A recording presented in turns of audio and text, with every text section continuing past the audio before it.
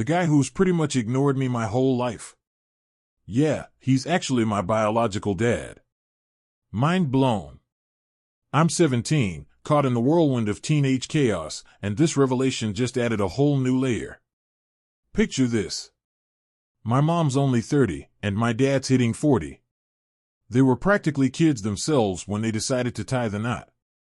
Mom's the heart of our home, juggling part-time work with raising us, while dad's buried in code as a software developer. And then there's me, the eldest of four, somehow always cast as the outsider, the odd one out, like I've been wearing an invisible black sheep costume at every family gathering and birthday party I can remember. Growing up feeling sidelined in your own family is one thing, but finding out the man you thought couldn't possibly be your real dad actually is? That's a plot twist I never saw coming. It's like living in a soap opera, except there's no commercial breaks from this reality. I never experienced the joy of having a single birthday party. No shiny presents or friends coming over. Christmas? Forget about it. While my siblings were drowning in lavish gifts from our dad, uncles, and grandparents, bikes, fashion, gadgets, you name it, I was handed a pair of socks and told to watch them unwrap their treasures. Their birthdays? Extravagant affairs. Friends and family flocked to celebrate them, showering them with more gifts than they could handle. As for me, I was the invisible kid, banned from family trips and vacations. Instead, I was left in the care of strict grandparents who stifled my every move, and worst of all, sometimes they'd just pass me off to someone else, leaving me feeling like an unwanted burden.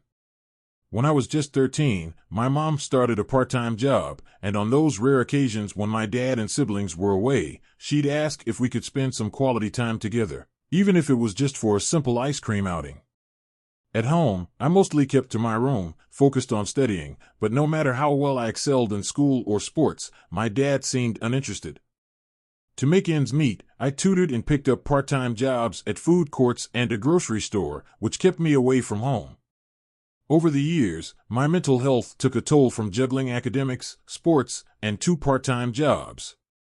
Thankfully, my mom helped me find a therapist who has been a tremendous support. However, a shocking incident occurred yesterday when I returned home late from work, utterly exhausted, and overheard a heated argument in the living room between my mom, dad, and aunt, all revolving around me. They noticed me eavesdropping from the doorway, and I couldn't believe what I was hearing, especially my aunt suggesting that I should be more grateful to my dad. My parents' faces turned ashen when my aunt dropped a bombshell. She called me a bastard, and I was taken aback by her audacity. Sure, she never liked me and often ignored my presence, but this was a whole new level of cruelty. I couldn't contain my anger, so I demanded she repeat what she had just said. My dad hastily intervened, but I was insistent. I needed to know why I should be grateful. I prodded further, wanting answers. Silence hung in the air, so I repeated my question. Grateful for what? For being ignored, neglected, and abandoned, while my pampered siblings played a picture-perfect family with Dad? But as soon as I mentioned Dad, my aunt exploded, yelling that I wasn't his son. I was stunned, and I turned to my dad, desperately seeking the truth. His gaze met mine, and all he managed to say was, "I'm sorry." I was left speechless, turning to my mom, hoping for some clarification. But she remained silent. Unable to stay in my room any longer, I left, and as I did, I heard my mom crying. She eventually came to check on me, finding me on the floor, shaken and crying myself. She helped me up, and stayed with me until I drifted into a fitful sleep. This morning, I called in sick, still trying to process the shocking revelation that had shattered my world. Today, I've barely left my room. Everything I've ever done to earn the approval of the man I once called Dad feels like a colossal waste of my life. I wish I had known the truth years ago. The top advice before reading the updates is truly shocking. I can't help but feel deep sorrow for you. This secret should never have been kept hidden from you. Understanding their cruel treatment would have been a small consolation. What's more, the fact that your mother allowed this deception is deeply troubling. The questions that arise are haunting. Why did they lie to you? It certainly doesn't sound like they were in North America. Sadly, in many parts of the world, an unwed pregnant woman faces harsh judgment and mistreatment. One can't help but wonder if your mother was pregnant and your stepdad agreed to marry her under certain conditions to provide some protection for her and her child. This is all speculation, of course, and we may never know the full truth. But I genuinely hope you can discuss all of this with your therapist and begin building a life that doesn't include these people who have treated you with such contempt. He truly deserves better. He never chose the circumstances into which he was born. The way they've mistreated you throughout your life is absolutely heartbreaking. I hope your mom will eventually be able to share more about what happened when you're ready to hear it. Saving up and moving away from your stepfather and the toxic family members should be your priority so you can start building a better life for yourself. Remember, your worth and your life are not determined by what these people have called you. I'm deeply sorry for all that you've gone through. Attending therapy sessions and prioritizing your well-being is crucial. Leaving that house and those toxic relatives behind is undoubtedly in your best interest. As for the first update, it's heartening to hear that you reached out to your best friend when you needed it most. Sharing your story with him and having him listen and support you was a significant step. It's evident that he cares deeply about you, and his anger at your family's treatment reflects that. His offer to talk to his parents about you staying at his place is a testament to the strength of your friendship and the support system you have in him. Please consider taking him up on that offer to create a safer and more nurturing environment for yourself. I said yes. He dropped me off and we got out of the car. We talked for a bit, and before he left, he gave me a hug and just said, whenever I felt alone, that I should give him a call. When I entered the house, I ignored everyone. First, I would like to thank everyone for your comments, though I have not responded. I read through all of them. Not only have they been helpful towards to see things differently, but to do. The pastor stays strong until I move out. You're right. This man is not my dad's father, and I will no longer see him like that anymore. I will try and get some answers and why I'm being mistreated, why after all these years, no one told me anything. I completely understand your need to discover the identity of your biological father, whether he is alive and whether he's aware of your existence. These questions are undoubtedly crucial for your sense of self and understanding your past. Given your lack of contact with anyone on your mother's side of the family, this journey might involve a lot of research and potentially reaching out to sources who can help you uncover the truth. Your 18th birthday at the end of the summer marks a significant milestone for your journey toward independence and self-discovery. Now, for the second update, it seems like you've taken a bold step in addressing your stepfather. You referred to him by his first name, Kevin, instead of Dad. His confusion and silence in response reflect the gravity of your decision. It's evident that you've reached a breaking point, and you rightly questioned why you should call him Dad when he never treated you as such. This confrontation could be a turning point in your relationship with him, and it's essential for your healing and mental well-being to assert your feelings and boundaries. She had no answer, and she told me he was hurt by it. I wanted to scream, which is then that yesterday I had an appointment with my therapist, and I cannot put into words how much she has helped me. Over 2 years later, my best friend called me to let me know that I could stay with them if I wanted. So this morning, when I woke up, my mom was already awake and making breakfast. I asked her if we could talk alone today, and it was important she agreed to talk after breakfast because Kevin had to go to work shortly after Kevin left. She told my siblings not into the kitchen for a while. I'm paraphrasing a bit because it was a long conversation. Opening up this difficult conversation with my mom was incredibly challenging. As I struggled to find the right words, I finally expressed to her how I couldn't come to terms with the years of mistreatment and neglect by Kevin and his side of the family, all while she stood by and witnessed it happen. I emphasized that understanding why this had occurred was of utmost importance to me. Initially, my mom attempted to evade the question, offering the same vague responses she had given in the past. But I refused to back down, reiterating the significance of this revelation to me. Despite her continued attempts to dodge the issue, I remained resolute. I told her that I couldn't continue living like this. I made it clear that I was planning to pack my things and move out, and that we wouldn't be on speaking terms until she was ready to share the information I desperately needed to hear. Seeing my mom tear up during this conversation was heart-wrenching. Despite the hurt I felt in that moment, I struggled to keep my own emotions in check. I asked her once more for an explanation, and after some time, when she had calmed down, she finally began to reveal what had transpired when she was 20 and in university. They shared an apartment along with this best friend. They were out clubbing when they had an argument because she wanted to stay, but her boyfriend wanted to go home, and it left. Both her and the best friend were really drunk, and she cheated on her boyfriend with his best friend in a club. The next day she woke up and realized what she had done. After a few days, she courageously confessed to her affair with her best friend to her boyfriend. As a result, he ended their relationship. In addition to this, her boyfriend informed her parents about her infidelity, leading to their furious reaction, cutting off her financial support, and essentially disowning her. Left with no place to turn, she found herself in an incredibly tough situation, even losing many of her friends. With no other options, she was forced to live in her car for a period of time. It was during this trying time that she discovered she was pregnant. Not knowing what to do, she returned to the apartment she had shared with her ex-boyfriend and his best friend, only to find that they had moved out without a trace. Her attempts to contact them through calls and texts went unanswered. Eventually, she managed to secure a job at a coffeehouse where she met Kevin, a regular customer. As they got to know each other, Kevin asked her out. Even though she was upfront about her pregnancy, he was undeterred. However, Kevin's parents did not approve of their relationship, seeing her as both a pregnant woman and a cheater. They even threatened to sever ties with Kevin if he continued to see her. Kevin, fearful of losing his family's support, contemplated breaking up with my mom. But in a desperate plea, she begged him to stay and promised to be the ideal wife and bear his children. They made plans to get married soon after I was born. Kevin never showed any interest in me when I was born, but my mom lived with the hope that one day he would have her hearing all of that.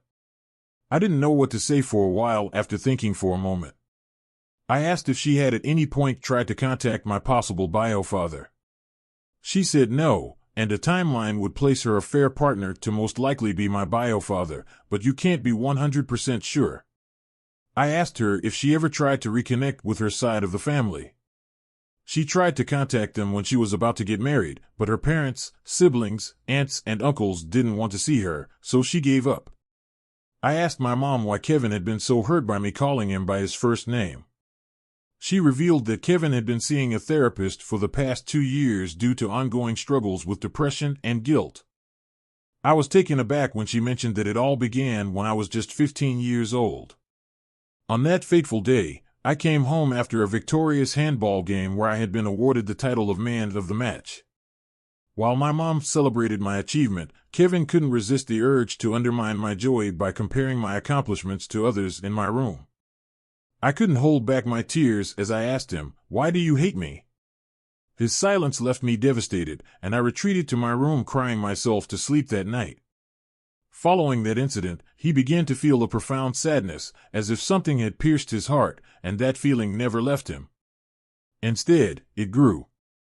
My mom eventually encouraged him to seek help from a therapist. Reluctantly, he agreed, and over time, the therapist managed to penetrate the layers of guilt he had been carrying. For the past few years, Kevin had been living with the weight of that guilt, too fearful to confront it. So, when I called him by his first name, it became painfully evident to him that he had lost me, and that realization took a severe toll on his emotional well-being. The next question is, I was afraid to ask, but I asked if he ever abused her. She told me he has never mistreated her. She told me that Kevin has only ever loved her. The only time he ever questioned her about anything was when she was pregnant with my younger brother, and he asked for a paternity test, which she understood when it came back positive. He apologized, and he did ask about my other siblings. The last question I asked her why I was left with people who harmed me physically, mentally, and emotionally while he went on trips and vacations. She was shocked to hear about the physical harm and asked me about it. I told my mom that I never said anything at a time because I was afraid of Kevin's family members when it happened. I mustered the courage to share everything I could remember with my mom, shedding light on some of the terrible things they had subjected me to. In my younger years, my grandparents would yell at me, and on occasion, even resort to physical punishment. My aunt only spoke to me when she needed a favor, then promptly resumed ignoring my existence. At one point when I was 14, my father took the family on a 2-day trip to Croatia and left me with his older brother. During this trip, he asked me to go to the store to buy some items. I agreed, of course. However, upon my return, he seized the bags, escorted me out of the house, and left me outside crying until the adults had finished their dinner. Only then did he allow me back in.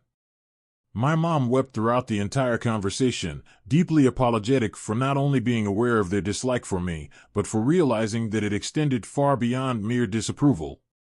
As our lengthy conversation unfolded over several hours, I informed her of my intention to move out.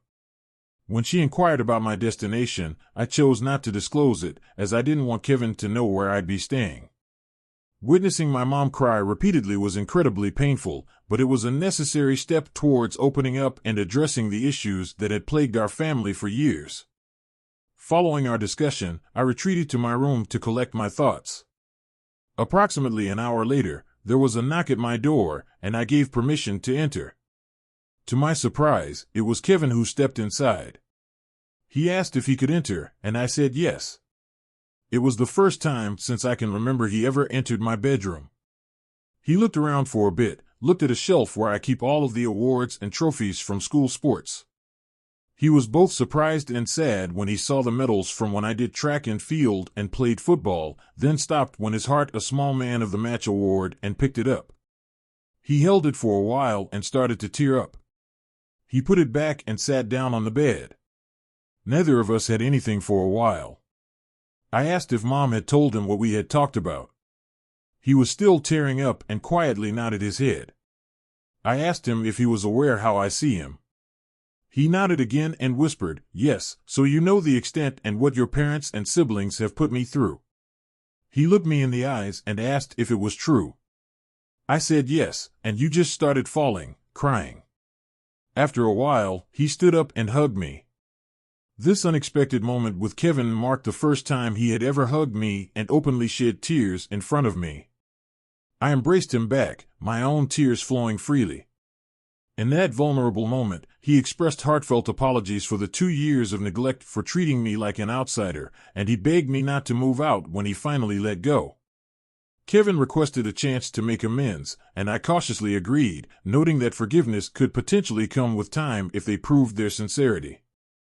However, I made it clear that I would never forgive his family for the pain they had inflicted upon me.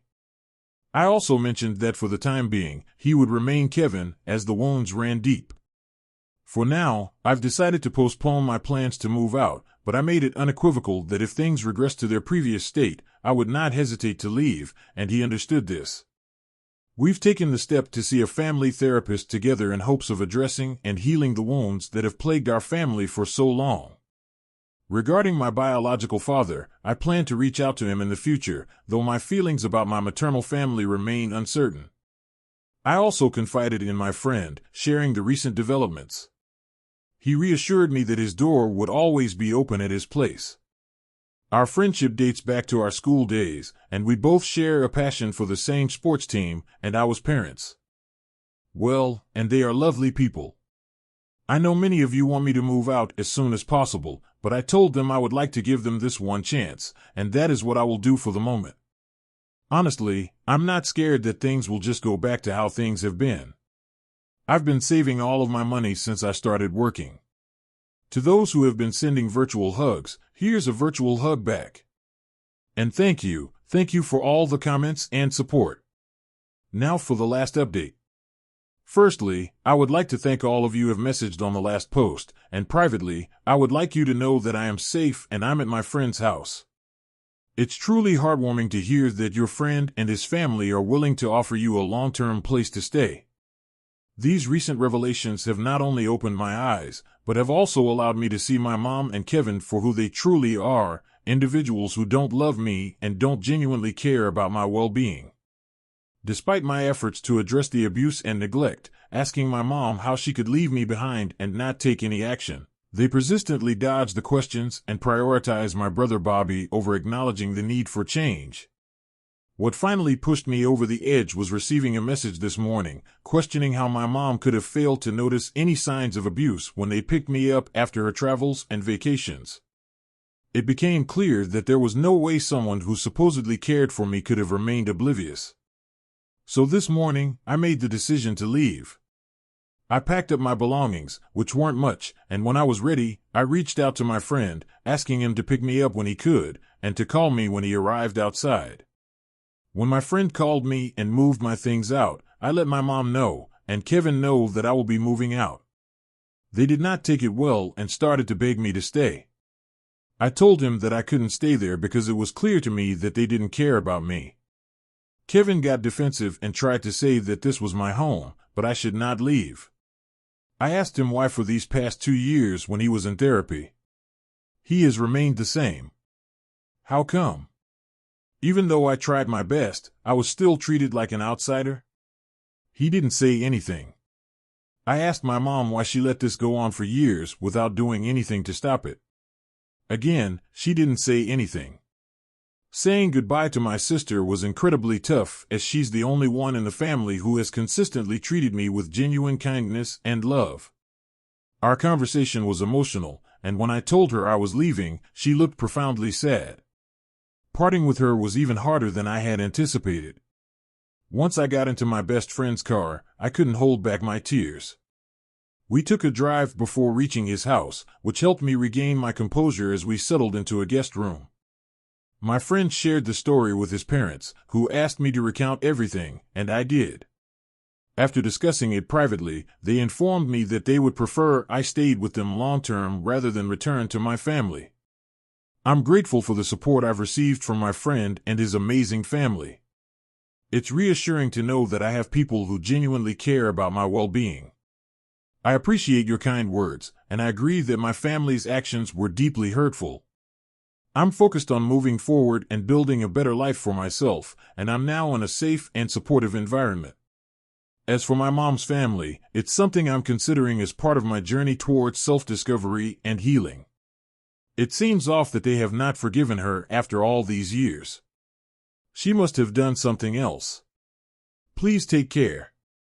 A huge hug from a stranger. I'm so sorry. And still so happy about the update. I hope you find a safe space with your friend's family. Always remember, your friends can be a way better family than your own. And I think that right now you are building a new family. Loads of love. Stay safe and far from your family. They are trash, through and through. Never let them bully you into thinking you did anything wrong. Thank you. The only one I will be keeping in contact with is my sister.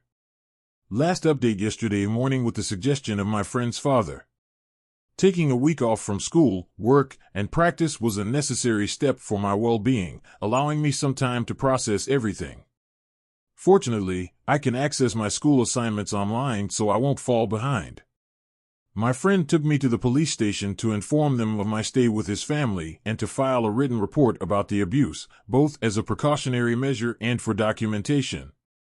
Yesterday evening, my mom reached out to see if I would reconsider and return home. However, I made it clear that it wasn't an option and I requested zero contact with Kevin for safety reasons. She became emotional and tried to persuade me to return through tears. Right now, I'm focusing on my mental health during my last semester, working towards the possibility of attending a good university when I feel ready. I plan to contact my mom to obtain information about my potential biological father and any contact details she may have for her side of the family. If that doesn't yield results, I'll explore DNA testing sites that have been recommended. Once again, I want to express my gratitude to all of you for your support and encouragement. Your words and actions gave me the strength to make this important decision. Big hugs to all of you.